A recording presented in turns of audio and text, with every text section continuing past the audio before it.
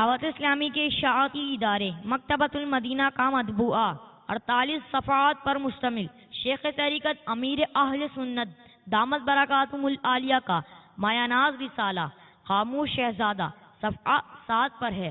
حضرت سیدنا عیسیٰ روح اللہ علی نبی جینا وعلیہ الصلوۃ والسلام کی خدمت بعظمت میں لوگوں نے عرض کیا، کچھ ایسا عمل بتائیے جس سے جنت ملے۔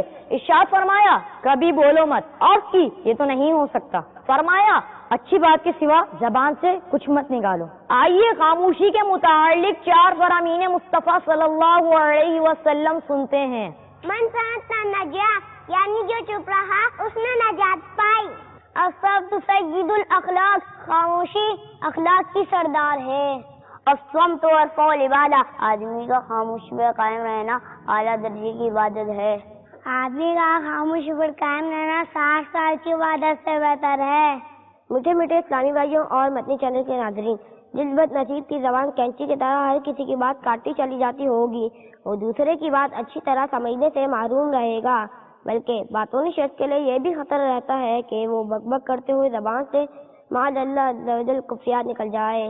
بک بک کی یہ عادت نہ سدے حشر بسا دے، بک بک کی یہ عادت نہ سدے حشر بسا دے۔ اللہ عذابا کا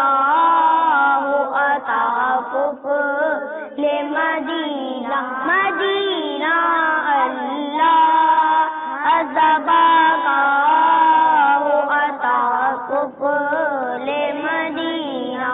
ایک چپ، ایک چپ، ایک چپ، پہلے ڈولو بعد میں بولو، پہلے ڈولو بعد میں بولو، پہلے ڈولو بعد میں بولو۔ اس سے مدینہ انشاءاللہ، اس سے مدینہ انشاءاللہ، محمد وزٹ تیری جاری رہے گی، وزٹ تیری جاری رہے گی۔ مجھے اپنی اور ساری دنیا کے لوگوں کی سب کی پارٹی کرنی ہے انشاءاللہ۔ صلو علی الحبیب صلی اللہ تعالی علی محمد۔ مجھے اپنی اور ساری دنیا کے لوگوں کی اصلاح کی کوشش کرنی ہے۔